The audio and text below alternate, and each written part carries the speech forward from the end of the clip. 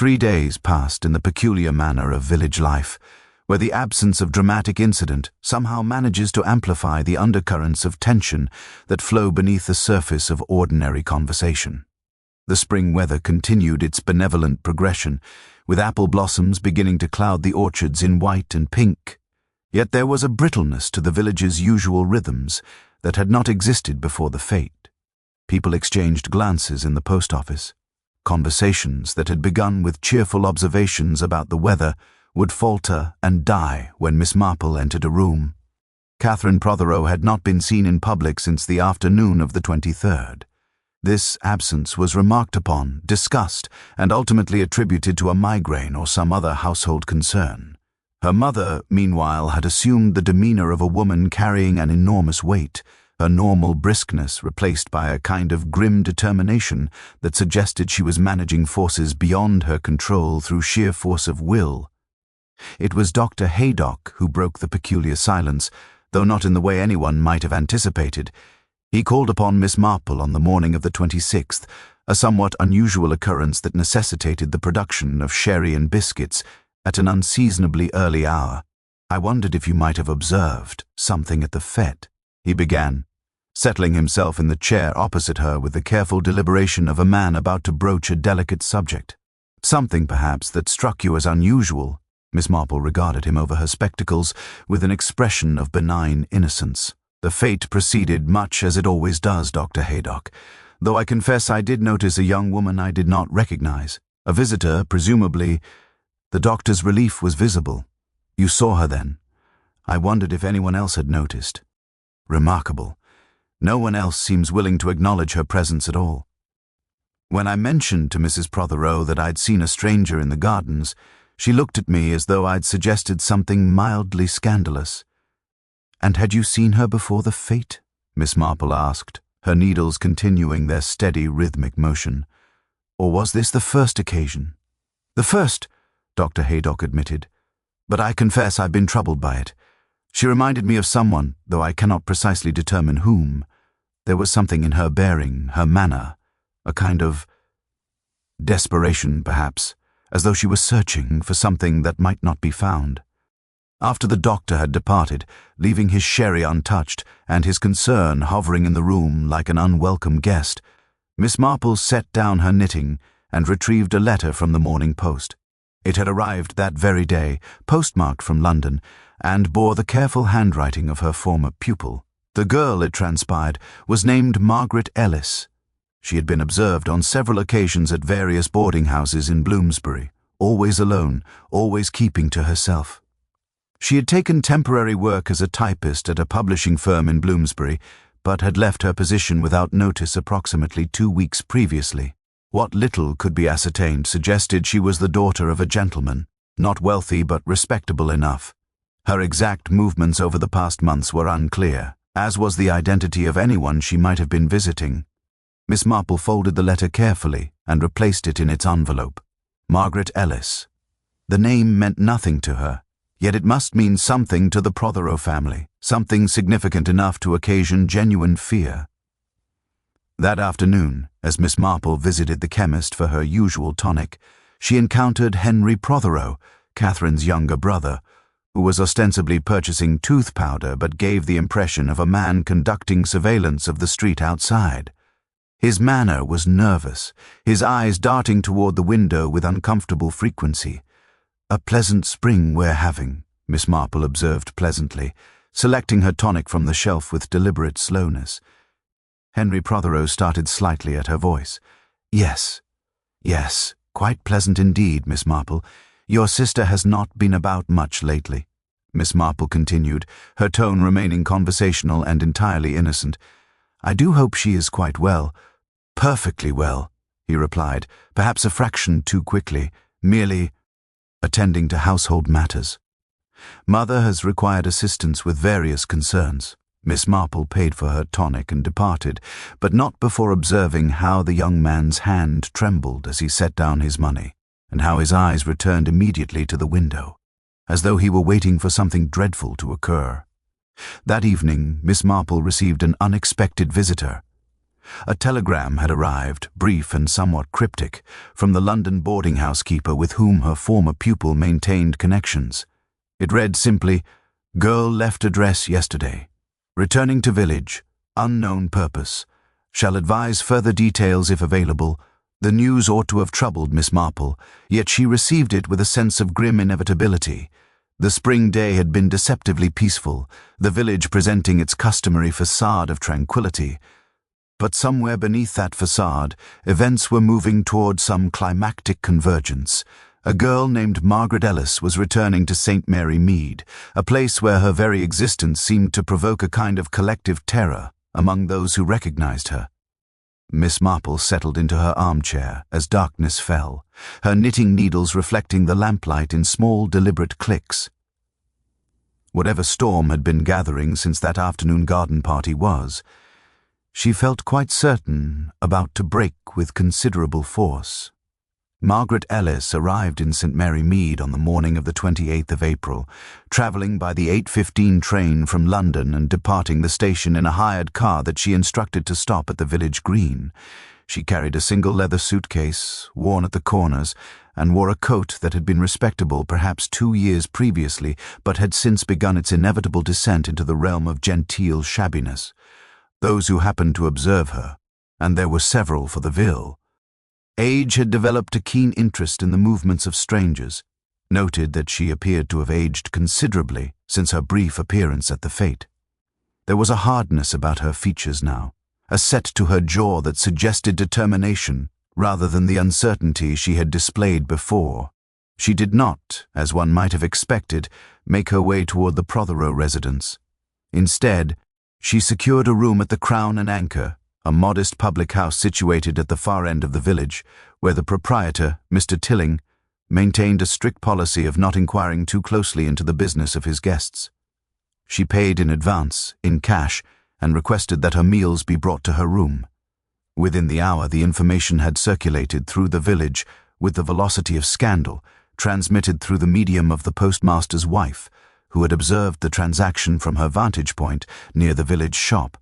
It was this fact, that Margaret Ellis had chosen to lodge at a public house rather than seek the comfort and respectability of staying with the Prothero family, that truly alarmed the village. It suggested a deliberate separation, a calculated distance. It suggested, moreover, that whatever business had drawn her to St. Mary Mead was not the sort of business one conducted in the drawing rooms of respectable households.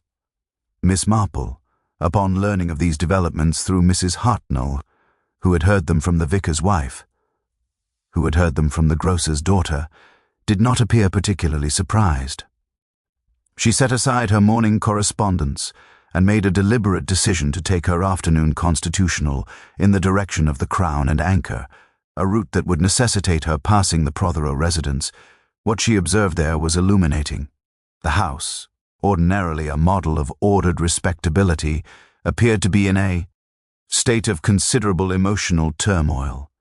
The curtains on the upper floors were drawn despite the pleasant afternoon. Through the downstairs windows, Miss Marple could observe Mrs. Prothero moving from room to room with a kind of hunted expression, while Henry Prothero stood in the hallway, repeatedly checking his pocket watch as though timing something of enormous importance. Catherine remained invisible, presumably confined to her room, or perhaps more likely, confined by her mother's insistence that she remain out of sight. The girl who had appeared so briefly at the fete and then vanished into the comfortable anonymity of village routine was now being sequestered in earnest, as though the very fact of her existence might contaminate the household reputation beyond recovery. When Miss Marple arrived at the Crown and Anchor, she found the proprietor's wife, Mrs. Tilling, in a state of considerable agitation. The young woman in room 7, she informed Miss Marple in a hushed voice that nevertheless managed to carry impressive distances, had barely touched her lunch and had spent the morning pacing her room like a caged animal. The sound of footsteps had been relentless, back and forth, with only brief intervals of silence that were somehow more disturbing than the noise itself. "She has the look of someone who means to do something," Mrs. Tilling said, with the particular certainty of a woman who had observed human nature from behind the bar of a public house for nearly 30 years. "Mark my words, Miss Marple, there's trouble coming. I've seen that expression before. It's the expression of someone who has decided something must be settled, and settled definitively. Miss Marple accepted a cup of tea and inquired with careful casualness whether the young woman had received any visitors or correspondence. Mrs. Tilling shook her head emphatically. No visitors, though there had been a letter delivered by hand that very morning. The young woman had seized it from the postboy with almost indecent haste and had carried it upstairs, where she had remained ever since. That evening, Dr. Haydock called upon Miss Marple again, this time with considerably less pretense of social pleasantry. He came directly to the point. Mrs. Prothero had summoned him to the house, ostensibly to attend to Catherine, who was allegedly suffering from nervous exhaustion. However, what he had observed was a family in crisis. The girl who had returned was somehow connected to Catherine, he was quite certain of it, but the nature of that connection remained obscure. "She reminds me of someone," the doctor said, his frustration evident. "And yet I cannot place whom. There is something in the features, the bearing, something distinctly familiar that I am unable to identify."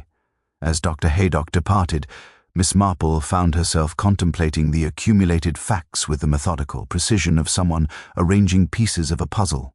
A girl named Margaret Ellis, a girl who provoked terror in the Prothero household, a girl who had now returned, despite every indication that her presence was unwelcome. Catherine, sequestered and frightened. Mrs. Prothero, managing a crisis with the grim determination of someone protecting something far more valuable than mere reputation. The spring evening darkened beyond the windows, and Miss Marple's knitting needles continued their familiar rhythm, each stitch a small progression toward understanding. By morning, she suspected, the situation would have evolved considerably. Events, once set in motion by a girl's unexpected arrival, possessed a momentum that could not be arrested through the simple expedient of ignoring them. The morning of the 29th of April dawned grey and reluctant, as though the spring, weather itself, had absorbed something of the village's gathering anxiety. Miss Marple was awakened early by the sound of church bells, not the pleasant tolling that announced a Sunday service, but the urgent, irregular clanging that signified emergency. She dressed with her customary unhurried efficiency and made her way toward the village centre, where a small crowd had already begun to congregate. The news, when it came through the usual channels of village communication, was that Margaret Ellis had been found dead in her room at the Crown and Anchor. The discovery had been made by Mrs. Tilling, who had brought breakfast at 8:30 to find the door unlocked and the room's occupant lying upon the bed in a state of profound and irreversible stillness. The police had been summoned immediately, and Inspector Slack from the nearest town was already en route. Miss Marple received this information with a composure that seemed almost unnatural to those who observed her, while others gasped, speculated, and allowed their imaginations to run riot with speculation.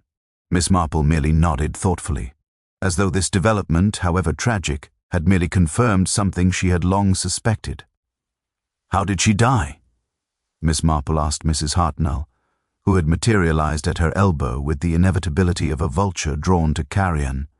"Poison, they're saying," Mrs. Hartnell whispered, her eyes bright with the awful satisfaction of confirmed disaster. A bottle of sleeping draught found beside the bed. Though Mrs. Tilling swears the girl did not have such a thing when she arrived, someone must have brought it to her. The significance of this detail was not lost on Miss Marple. A death that appeared to be suicide, yet which suggested the possibility of outside intervention. A girl who had returned to the village with apparent purpose, only to end her life before what? Ever business had drawn her here, could be concluded, or, alternatively, a death engineered to appear as suicide by someone with considerable motivation to ensure her permanent silence. By mid-morning, Inspector Slack had established himself at the village hall, and the preliminary investigation had begun in earnest. The inspector was a man of perhaps 50, with the bluff manner of someone accustomed to village crimes of a pedestrian nature, missing livestock, minor thefts, the occasional domestic disturbance. The death of a young woman, apparently by her own hand, presented a considerably more serious matter, yet one which he seemed inclined to resolve with relatively little additional investigation. The girl was clearly troubled, he declared to the assembled constables and village officials. Came here with something weighing on her mind, evidently could not bear it any longer. We'll need to establish her identity properly, notify her family, determine what circumstances brought her to this village. But suicide cases are generally straightforward enough. The evidence speaks for itself. Miss Marple, who had positioned herself quietly in a corner of the hall, permitted herself a small, almost imperceptible smile at this pronouncement. In her experience, evidence rarely spoke for itself. Evidence required interpretation, context, and, most crucially, an understanding of human nature that extended beyond the superficial examination of physical facts. The interview with the Prothero family revealed nothing of immediate significance, at least not to Inspector Slack. Mrs. Prothero claimed to know nothing of the dead girl, denied that any member of her family had been acquainted with her, and suggested that Margaret Ellis had likely come to the village for reasons entirely unconnected to the household. Catherine, when finally produced from her room, appeared distressed. Art offered only vague corroboration of her mother's statements. Henry's testimony was similarly unhelpful, and Mr. Prothero, who had been away on business and had only just returned, expressed bewilderment at the entire matter. Yet Miss Marple, observing these interviews from her position of carefully cultivated insignificance, noted several details that seemed to escape the inspector's attention. The way Mrs. Prothero's hands trembled slightly as she spoke, not from shock, but from what appeared to be profound relief. The manner in which Catherine's eyes remained fixed on her mother throughout the questioning, as though drawing strength from her parents' composed denial. The peculiar expression on Henry's face when the inspector mentioned that no letter had been found in Margaret's room, despite Mrs. Tilling's recollection that one had been delivered that morning. That afternoon, Inspector Slack visited Miss Marple, evidently seeking to gather additional information about the dead girl's appearance at the fete and any observations Miss Marple might have made. She received him in her sitting room with her customary courtesy, offering tea and biscuits, while providing him with a careful, detailed account of that day's events. "You seem quite observant, Miss Marple," the inspector remarked, not entirely approvingly.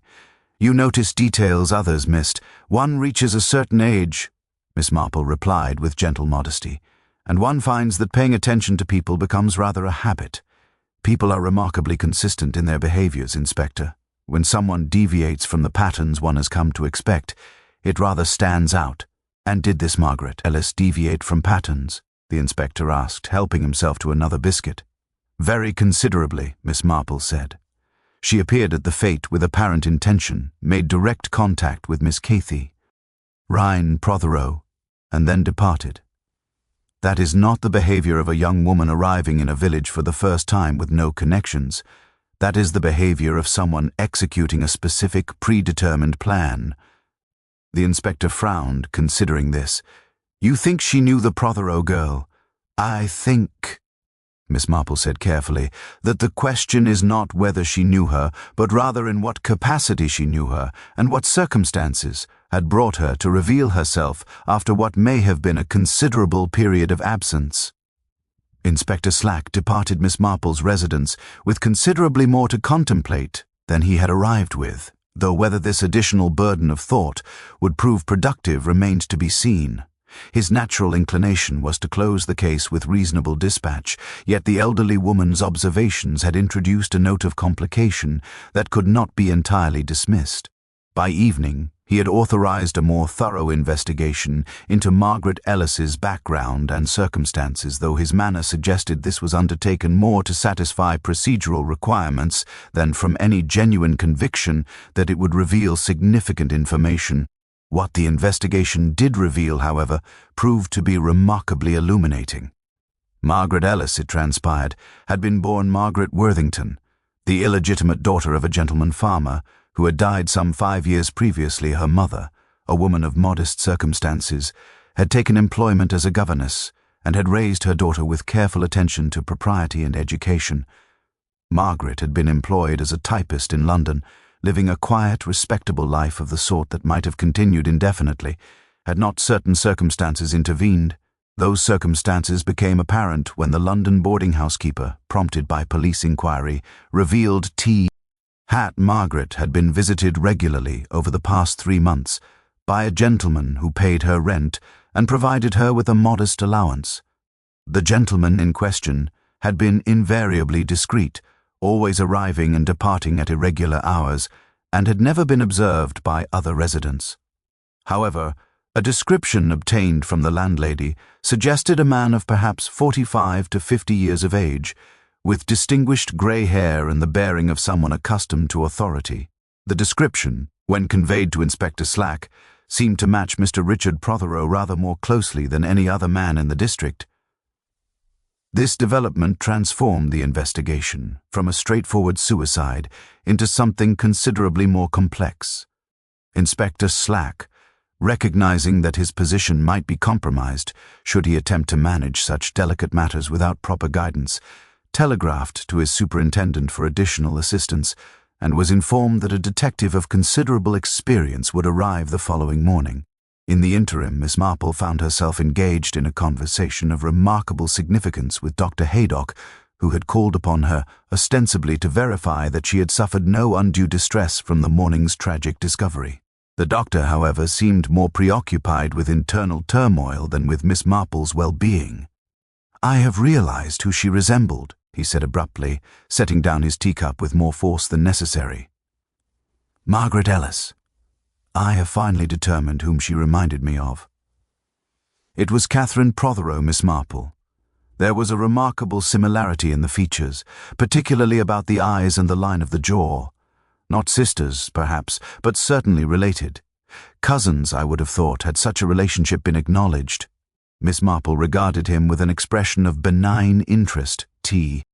Half her mind was moving with considerably more rapidity than her serene demeanor suggested. "How very perceptive of you, Doctor. And what conclusions have you drawn from this observation?" "Only that the Prothero family connection to this girl is deeper and more significant than they have been willing to admit," Dr. Haydock replied. "And that whatever circumstances brought her to the village, they involved matters of considerable personal consequence to the household. Beyond that, I confess myself at a loss. One might consider," Miss Marple said thoughtfully, "the possibility that the resemblance you have observed suggests a blood relationship not previously acknowledged, perhaps a half-sister, the result of an indiscretion on the part of one of the family members." "Good Lord," Dr. Haydock breathed. "You believe Prothero fathered this girl?" "I believe," Miss Marple said with careful precision, "that we ought to remain open to multiple possibilities until evidence more conclusively supports one interpretation over another. However, the gentleman's apparent provision for her financial welfare, combined with the physical resemblance you have noted, would suggest some form of parental connection or, at minimum, a significant sense of obligation. That evening, as darkness settled over the village, and the news of Mr. Prothero's probable involvement in Margaret Ellis's support had begun its inexorable circulation through the community, Miss Marple received an unexpected visitor. Catherine Prothero, dressed in a dark coat despite the evening's mild temperature, arrived at Miss Marple's cottage with the manner of someone engaged in an act of considerable daring. "I must speak with someone," Catherine said, her voice scarcely above a whisper, her eyes red-rimmed from tears. "I cannot bear the silence any longer, and I do not trust the police with the truth. But you, Miss Marple, you seem to understand people in a way that others do not." Miss Marple gestured toward the chair opposite her own. "Please sit, and tell me, if you are able, what truth is it that you believe requires telling?" Catherine settled herself with the care of someone bearing an enormous emotional burden. "Margaret was my half-sister," she began, her voice trembling slightly. "The daughter of my father, and a woman he knew years ago, before he married my mother. Father had made provision for her, ensured she received an education, and when she came of age, provided her with an allowance. She lived in London and seemed content enough, though father said she harbored some resentment about her circumstances and her recent arrival in the village." Miss Marple prompted gently. "She came because she had discovered something," Catherine said, her hands twisting together in her lap. "Something about father that she believed my mother ought to know. Something that would destroy my family entirely. She was blackmailing him, Miss Marple. She demanded money, a considerable sum, in exchange for her silence. And when father refused, she threatened to expose everything at the fete, before the entire village." Miss Marple was silent for a long moment, her knitting needle still in her lap. When she finally spoke, her voice was gentle but firm. "My dear, you must tell the police this truth immediately. No matter how painful the consequences may be, deception serves no one in the end." Catherine departed Miss Marple's cottage approximately an hour later, having unburdened herself of the essential facts surrounding Margaret Ellis's arrival and her demands upon the Prothero household. The girl left with a somewhat lighter countenance, though the fundamental tragedy of her situation remained unaltered. Miss Marple watched her disappear into the darkness and found herself contemplar. The complex nature of family loyalty, shame, and the various mechanisms by which ordinary people justified extraordinary deceptions. The following morning, as promised, the additional detective arrived from the county police. Detective Inspector Thornton was a man of perhaps 55, with sharp, intelligent eyes and the manner of someone accustomed to untangling the threads of human motivation. He reviewed the preliminary investigation with visible skepticism and immediately ordered a more thorough examination of Margaret Ellis's room at the Crown and Anchor, with particular attention to the matter of the sleeping draught and how it had come into the girl's possession. What this examination revealed was troubling. The bottle in question bore a label from a London chemist, dated nearly 2 months previously. However, according to the statement Mrs. Tilling had provided to the local police, the girl had arrived with only a single suitcase, and no such bottle had been observed among her belongings. Moreover, the dosage consumed appeared to be considerably in excess of what a person intending merely to sleep would reasonably consume. "Someone brought that bottle to her," Inspector Thornton declared to the assembled officers. "Someone who had considerable motive to ensure her silence and the means to accomplish it." The focus of the investigation shifted with remarkable swiftness. Rather than a suicide motivated by despair, the death of Margaret Ellis now appeared to be a carefully orchestrated murder designed to resemble self-inflicted tragedy. The question became not whether she had been killed, but by whom, and with what specific intention. Inspector Thornton conducted interviews with renewed vigor and considerably less sympathy for the emotional distress of those involved. Mr. Prothero, when confronted with evidence of his financial support for Margaret Ellis, and the revelation that she had been his illegitimate daughter, initially attempted denial before acknowledging the basic facts, while denying any involvement in her death. Yes, he had fathered her. Yes, he had provided for her. Yes, she had attempted blackmail. But no, absolutely not. He had neither poisoned her nor arranged for her poisoning. "My wife knows of the girl's existence," he declared, his composure cracking slightly. "She has known for years. It was a source of tension between us, certainly, but we had reached an accommodation. Margaret's threats were troubling, but I was prepared to negotiate with her. There was no necessity for violence." Yet Inspector Thornton's expression suggested skepticism. Blackmail was a serious matter, and desperate men were often driven to desperate measures. The investigation proceeded with methodical intensity, examining the movements and statements of each member of the household with particular scrutiny. It was during this intensive interrogation that a detail emerged which Miss Marple, observing from her position of careful neutrality, found to be of considerable significance. Henry Prothero, when asked about his movements on the evening of Margaret's death, initially claimed to have been at home, attending to correspondence. However, a servant's statement revealed that he had departed the house at approximately 7 o'clock and had not returned until nearly midnight. His destination and the nature of his business remained deliberately vague. Moreover, when confronted with the discrepancy, Henry's explanation became increasingly implausible. He had, he claimed, taken a walk to clear his mind. He had, he insisted, encountered no one who might corroborate his movements. The contradiction was obvious, and Inspector Thornton's suspicion settled upon him with the weight of accumulated evidence. Yet Miss Marple, while acknowledging the apparent damning nature of these details, found herself troubled by an element that seemed to elude the inspector's consideration. The poisoning of Margaret Ellis required not merely motive and opportunity, but also knowledge and access. The sleeping draught was a sophisticated choice, neither the crude instrument of a passionate crime of rage, nor the random selection of someone unfamiliar with pharmacological matters. It suggested planning, calculation, and a deliberate intention to disguise the murder as suicide. That afternoon, Miss Marple requested a private conversation with Inspector Thornton.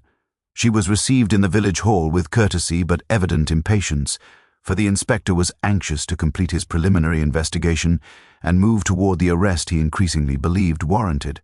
"I wonder," Miss Marple said thoughtfully, "whether you have considered the significance of the timeline more carefully." The girl arrived on the morning of the 28th. The poison draught was administered that very evening. Such haste suggests not merely motive, but genuine panic on the part of the killer. Yet Mr. Henry Prothero, according to the evidence, did not depart his home until 7 o'clock. The girl must have already received the poison by that time, or shortly thereafter. "Your point?" Inspector Thornton asked, his tone suggesting he was humoring an elderly woman whose observations, while occasionally insightful, were hardly likely to redirect his investigation. "My point," Miss Marple said gently, "is that you may be pursuing the wrong member of the household. Henry's absence that evening may be explained by an entirely different matter. The person who poisoned Margaret Ellis may have acted earlier in the day, during hours when movements in and out of the Crown and Anchor would have attracted considerably less attention." The Inspector leaned back in his chair, regarding her with renewed interest. "And whom, precisely, do you suspect, Miss Marple?" "I suspect," she replied, "that before you make an arrest, you ought to examine more carefully the movements and capabilities of another member of the household. Someone with considerably more to lose from Margaret's revelations than young Henry." Inspector Thornton's investigation, redirected by Miss Marple's subtle but pointed observation, took on a new dimension of complexity. The focus shifted away from Henry Prothero's suspicious absence and toward a more careful examination of the movements and circumstances of those who had remained within the household throughout the day of Margaret's death. What emerged from this renewed scrutiny was a pattern of behavior so carefully disguised that it had initially escaped notice entirely. Mrs. Prothero, it appeared, had made a trip to the neighboring town of Much Benham on the afternoon of the 28th, ostensibly to attend to certain shopping requirements. The journey had been made in the Prothero's motor car, accompanied by neither servant nor family member. She had returned to the village at approximately 5 o'clock, bearing packages that suggested her errand had indeed been commercial in nature. However, when Inspector Thornton made discreet inquiries among the shopkeepers in Much Benham, a curious picture emerged. Mrs. Prothero had visited neither the dressmaker nor the milliner, nor any of the establishments one might reasonably expect a woman of her station to patronize. Instead, she had spent considerable time in the vicinity of the chemist's shop, situated near the marketplace. The chemist himself, when interviewed, recalled a woman matching her description making inquiries about procurable pharmaceuticals some months previously. He had not recalled the specific nature of those inquiries, but he had noted that she had seemed particularly interested in substances that might induce sleep without leaving obvious traces of their administration. The implications of this information were substantial. Yet Mrs. Prothero, when confronted with the evidence, maintained a composure that bordered on the inhuman. She acknowledged her visit to Much Benham, but claimed it had been motivated by a desire to procure certain feminine hygiene products that she preferred to obtain away from the village, where her purchases might become the subject of gossip. The chemist's inquiries, she insisted, had been academic in nature. She had been suffering from insomnia and had simply wished to understand what options might be available to her. "I did not poison Margaret Ellis," she stated with absolute certainty, her eyes meeting the inspector's without flinching. "Yes, she was my husband's illegitimate daughter. Yes, her existence has been a source of considerable personal suffering to me, but I had made my peace with that reality years ago. Her attempted blackmail was troubling, certainly, but my husband is a man of considerable resources. We would have negotiated with her.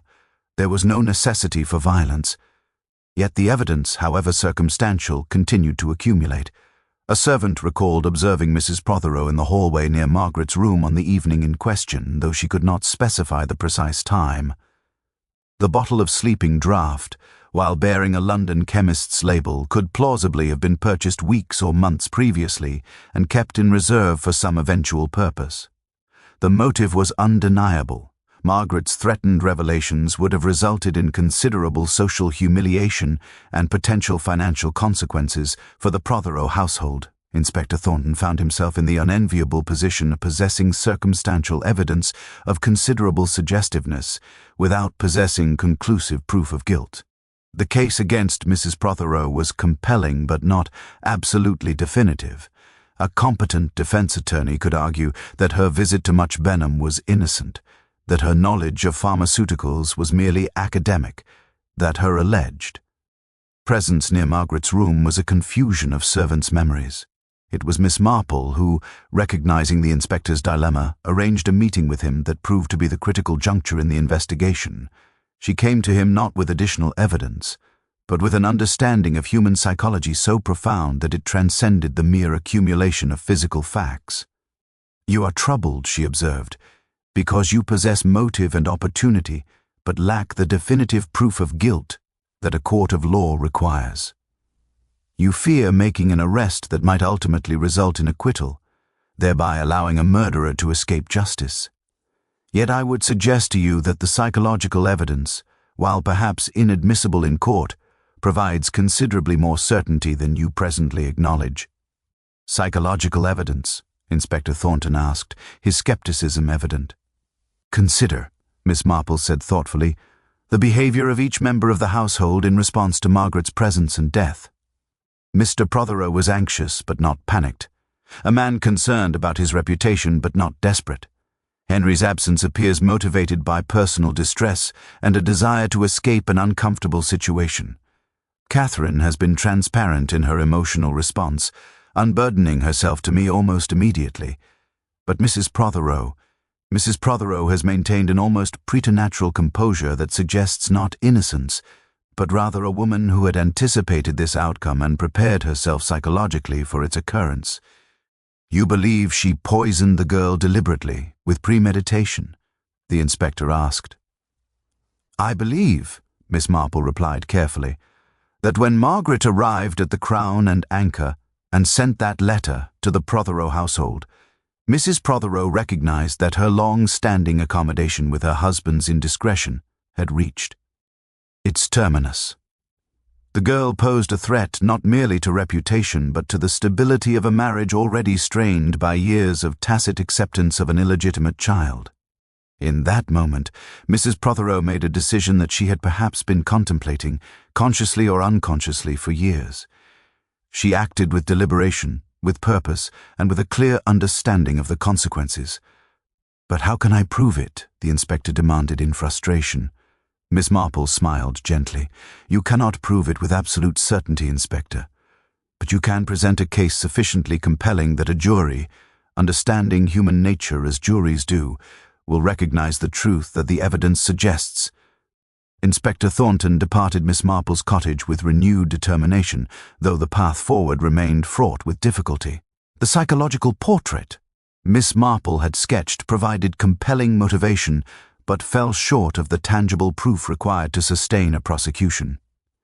Yet her observations had directed his attention toward a crucial element of the case that had been overlooked in the preliminary investigation, the letter that Margaret Ellis had received on the morning of her death. According to Mrs. Tilling's statement, a letter had been delivered by hand, seized eagerly by the girl, and carried upstairs. Yet no such letter had been found among Margaret's belongings, despite a thorough search of her room. The letter had vanished, deliberately removed by someone with access to the room following the girl's death. This suggested an accomplice, or alternatively, that Mrs. Prothero had not acted alone, but rather with the knowledge and assistance of another family member. The investigation took a dramatic turn when the postboy, upon further questioning, revealed that he had not personally delivered the letter. Instead, it had been collected from him by a member of the Prothero household, Henry, specifically, who had encountered him near the village green and taken the letter with him, claiming he would ensure its delivery. Henry, when confronted with this evidence, initially denied the matter entirely, before reluctantly acknowledging that he had indeed intercepted the letter. "I did it because Mother asked me to," he confessed, his voice barely audible. She said there was a letter coming, and she needed to read it first. She said it concerned family business that required discretion. I was reluctant, but she insisted, and I obeyed. I delivered the letter to her that afternoon. I did not know what she intended to do with it. This admission fundamentally altered the character of the crime.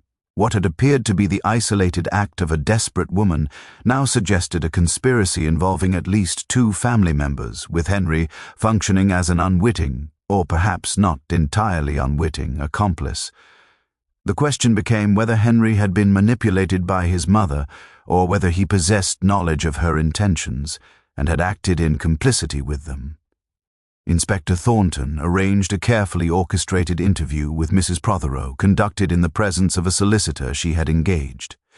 The interview was tense, controlled, and ultimately unrevealing, for Mrs. Prothero maintained her composure and her denials with absolute consistency. Yet the inspector had begun to perceive in her manner something that suggested her composure was increasingly fragile, maintained through sheer force of will rather than from any genuine certainty of her position. It was at this crucial juncture that Miss Marple took a step that would have seemed to most people audacious, yet which she executed with her characteristic appearance of innocent directness.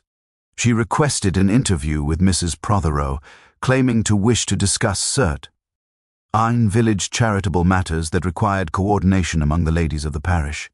The request was sufficiently ordinary that refusal would have appeared suspicious, and thus Mrs. Prothero found herself receiving Miss Marple in her drawing-room on a Thursday afternoon, seated across from a woman who appeared to pose no threat whatsoever.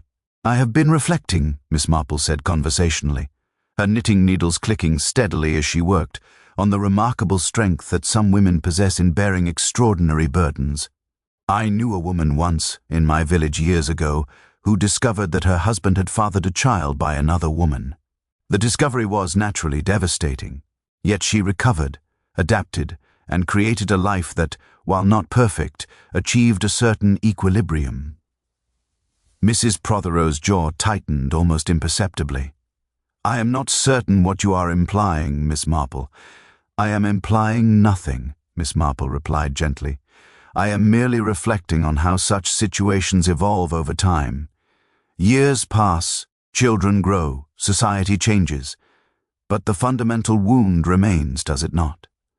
The constant awareness that one's husband fathered a child with another woman, that a living reminder of his infidelity exists in the world, that one's marriage has been compromised by an act that cannot be undone."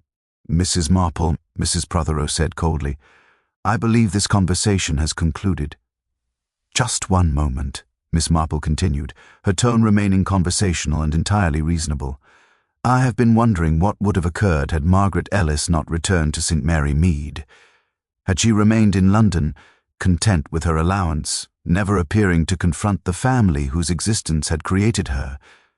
She might have lived to middle age, to old age even, and no harm would have come to anyone. But she did return. She appeared at the fete and revealed herself. She threatened blackmail. She forced a confrontation that could no longer be avoided." Miss Marple's needles continued their rhythmic clicking. "At that moment, you faced a choice. You could have allowed your husband to negotiate with her, to pay her off, to contain the situation through the conventional methods by which such matters are typically resolved. Or you could have taken a more permanent action. You chose the latter, did you not?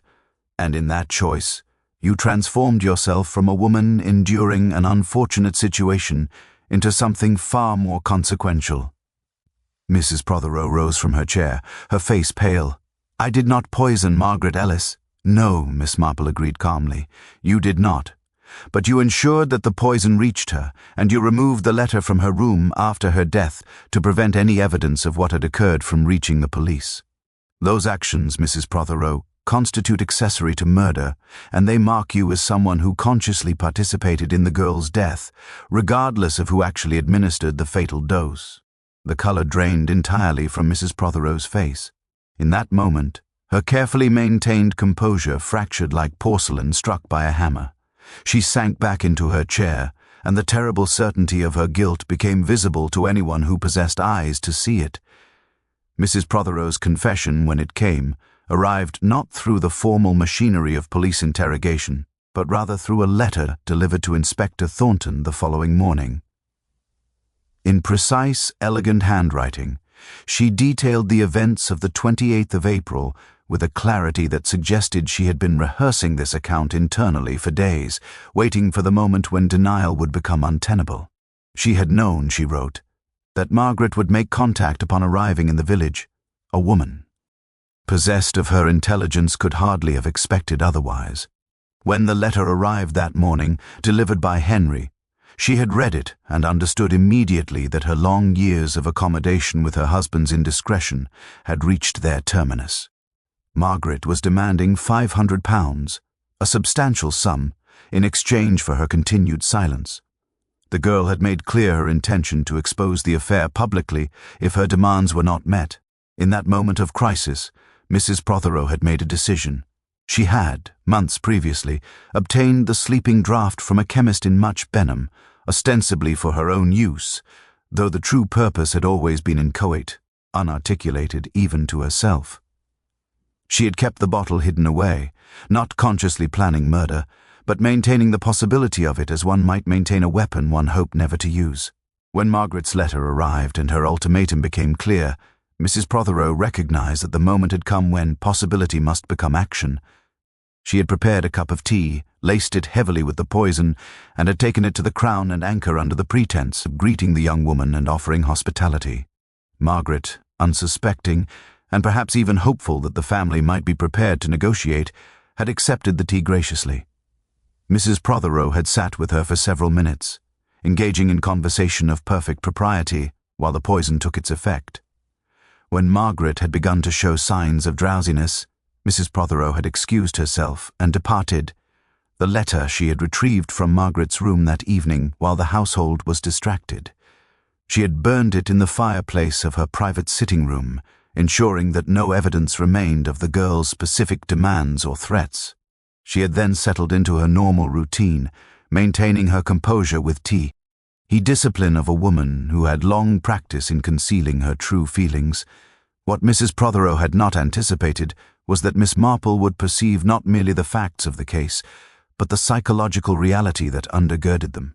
She had not imagined that an elderly woman engaged in knitting would possess the insight to recognize that her carefully maintained facade concealed a far deeper horror, the knowledge that she had committed murder not in a moment of passionate rage but with deliberate, calculated intent. The confession precipitated a crisis within the Prothero household that reverberated throughout St. Mary Mead with the force of an earthquake. Mr. Prothero, confronted with irrefutable evidence of his wife's act, fell into a state of profound shock from which he appeared unlikely to recover. Catherine, released from the terrible weight of her secret knowledge, withdrew into a melancholic state that the village physician described as nervous exhaustion. Henry, recognizing the extent to which his mother had manipulated him into complicity, experienced a crisis of conscience that would shape the remainder of his life. Inspector Thornton, while professionally satisfied that the case had been resolved, regarded the resolution with evident discomfort. The prosecution would be straightforward enough. Mrs. Prothero's confession was detailed and unambiguous. Yet the tragedy of the situation extended far beyond the simple fact of Margaret Ellis's death. A household had been destroyed, a marriage obliterated, and the village's carefully maintained illusion of social order had been shattered irreparably. It was Miss Marple who, in the days following Mrs. Prothero's arrest, found herself the object of considerable curiosity, and, among some, a subtle form of reproach. There were those who whispered that an elderly woman might have been more merciful in her discretion, that certain crimes, once committed, might have been left undisturbed and unexamined. Yet Miss Marple received such observations with her characteristic composure.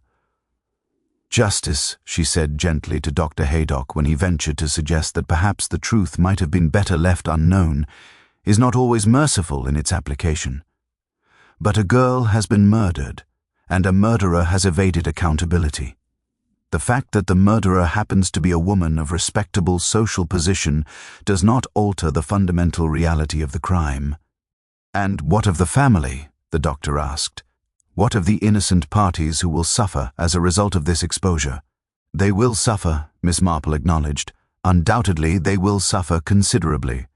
But they would have suffered regardless, Dr. Haydock. The only difference is that now they suffer with the knowledge that justice has been served, rather than with the gnawing awareness that evil has gone unpunished. I suspect that awareness, however painful, is ultimately more bearable than the alternative." The village slowly began its process of adjustment to this new reality. Gossip evolved from speculation about guilt to speculation about punishment. The question of whether Mrs. Prothero might receive a sentence of imprisonment or whether mercy might be extended to a woman of her age and previously unblemished character became the subject of intense discussion in drawing rooms and over garden walls. Yet as spring advanced into early summer, and the apple blossoms faded and the gardens moved into their abundance of roses and lavender, life in St. Mary Mead gradually reassumed its ordinary rhythms. The crisis passed into memory, and the village, with the remarkable resilience of communities accustomed to surviving difficulties, both large and small, began the process of healing. The trial of Eleanor Prothero took place in the county assizes during the month of June, conducted with all the formality and solemnity that such a case demanded. The courtroom was crowded with observers drawn from the village and the surrounding region, eager to witness the proceedings of a case that had captured the public imagination. A woman of respectable station, convicted of poisoning a girl who happened to be her husband's illegitimate daughter. It was precisely the sort of sensational matter that the newspapers seized upon with evident satisfaction. Miss Marple attended the trial on only one day, sitting quietly in the gallery with her knitting needles and her expression of benign interest. She had been called as a witness, her testimony regarding her observations at the spring fete and her conversations with the various parties involved, deemed sufficiently material to warrant her examination by both prosecution and defense. The experience was, as she might have predicted, considerably more tedious than the actual investigation had been. Legal procedure, she reflected, seemed designed to extract maximum boredom from even the most compelling facts. Eleanor Prothero's defense attorney presented an argument that hinged upon the assertion that his client, while perhaps guilty of certain indiscretions in attempting to conceal evidence, could not be proven beyond reasonable doubt to have administered the poison. The letter, he argued, might have been retrieved from Margaret's room for any number of innocent reasons. The visit to Much Benham might have been for purposes entirely unconnected to the procurement of poison. The alleged confession, while damaging, was not supported by definitive physical evidence linking Mrs. Prothero to the actual administration of the fatal dose. Yet the prosecution presented its case with methodical precision, building upon the foundation of circumstantial evidence, which had been accumulated during the investigation. The pattern of Mrs. Prothero's movements, her knowledge of pharmacology, her clear motive, and most significantly her confession, all combined to create a portrait of guilt that no reasonable person could dismiss. The defense's assertion that proof was insufficient was met with the prosecutor's observation that the law did not require absolute certainty, merely proof beyond reasonable doubt. The jury deliberated for 3 hours before returning with a verdict of guilty. Mrs. Prothero received her sentence, life imprisonment, with the same composure she had maintained throughout the trial. She neither wept nor protested, merely accepting the judgment with the resignation of someone who had already reconciled herself to this outcome long before the verdict was delivered. In the weeks that followed the trial, St. Mary Mead gradually began to reassemble its social infrastructure in the wake of the upheaval. The Prothero residence, bereft of its mistress and bearing the stigma of scandal, gradually faded from the center of village life. Mr. Prothero, aged considerably by the experience, withdrew from his business and social commitments, spending increasing periods away from the village. Catherine eventually made arrangements to live with a distant relative in Sussex, removing herself from the constant reminder of her mother's crime and her family's disgrace. Henry, displaying a resilience that perhaps surprised those who knew him, eventually entered university with the intention of reading law, apparently determined to transform his complicity in his mother's deception into something constructive.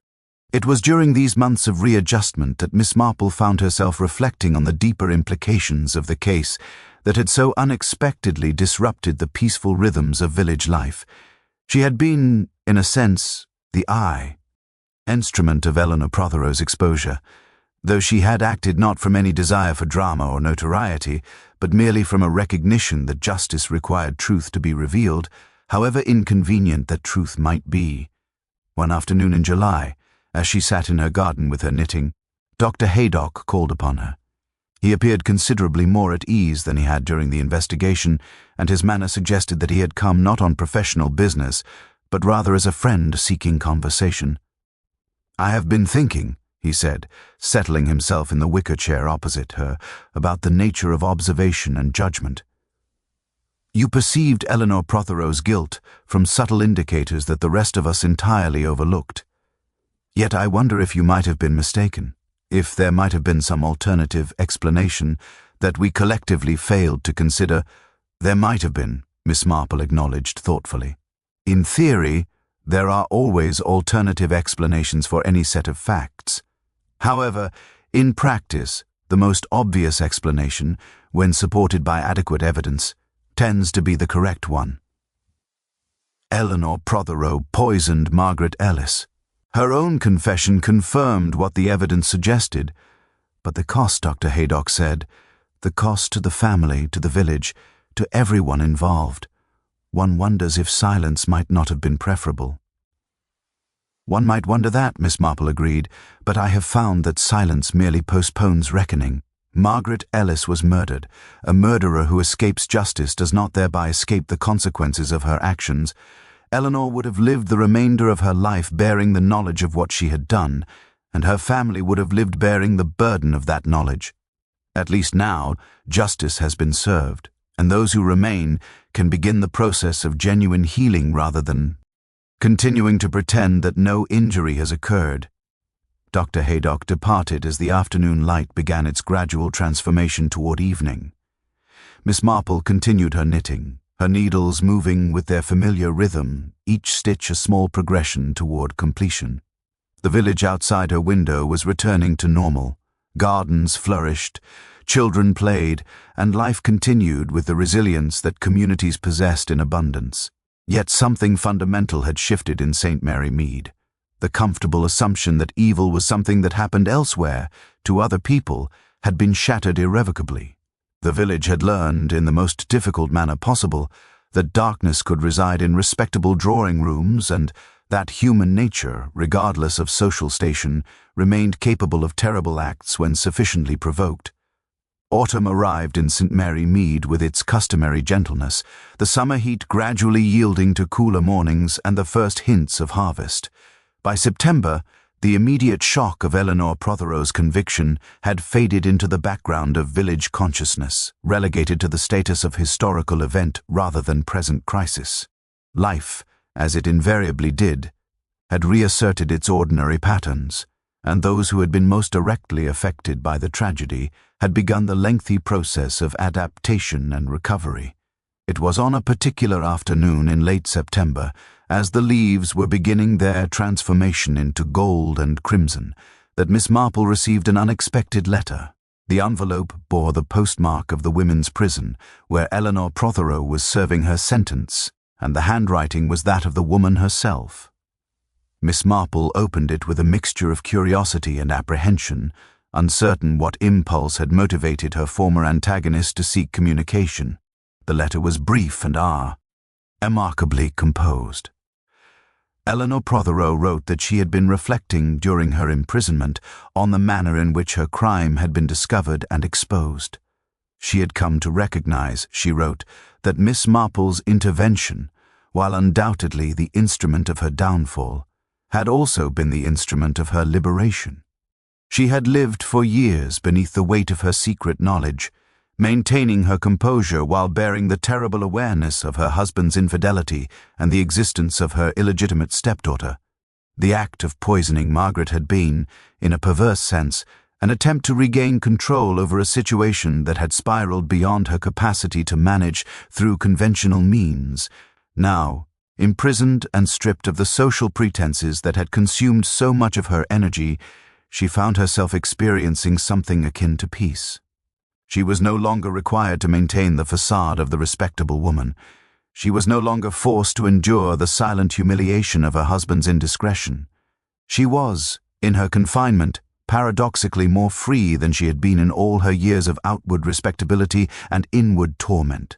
Eleanor thanked Miss Marple, with evident sincerity, for having forced her to confront the reality of what she had become. She acknowledged that her crime was unjustifiable and that Margaret's death was a tragedy that should never have occurred.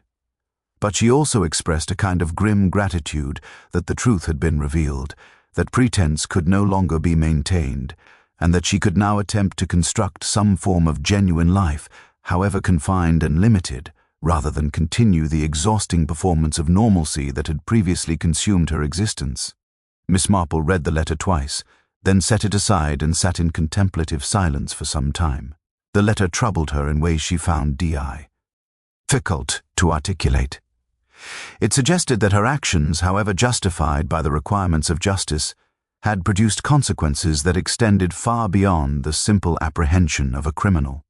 Eleanor Prothero's crime had been real and inexcusable, yet the woman's revelation of the emotional liberation that followed her exposure raised uncomfortable questions about the relationship between justice, mercy, and the complex realities of human suffering. She did not respond to the letter, though she preserved it carefully among her papers. Instead, she found herself contemplating the broader implications of the case with a depth of reflection that suggested her confidence in her own moral certainty had been perhaps somewhat undermined by Eleanor's unexpected perspective. As autumn deepened into its final weeks, the village prepared for the winter with its customary activities and anticipations. The harvest festival was celebrated with the same rituals that had marked it for generations, and Miss Marple attended with her customary punctuality, observing the proceedings with her characteristic attention to human behavior and social interaction. Yet something had shifted in her perspective. She found herself noticing not merely the surface manifestations of village life, but the subtle undercurrents of pain and struggle that lay beneath even the most ordinary interactions. Mrs. Hartnell, gossiping about some trivial village matter, bore in her eyes the marks of someone who had endured considerable personal disappointment.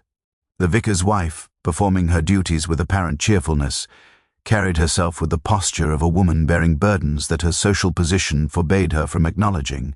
Even the children playing in the churchyard seemed to embody struggles and anxieties that extended far beyond their years. Miss Marple recognized with a clarity that was, perhaps both gift and curse, that St. Mary Mead was not the haven of peace and normality that its surface suggested. Beneath the tidy gardens and respectable drawing rooms, beneath the careful observance of social convention and the maintenance of proper appearances, the village was rife with the same passions, resentments, and desperate yearnings that animated human communities everywhere.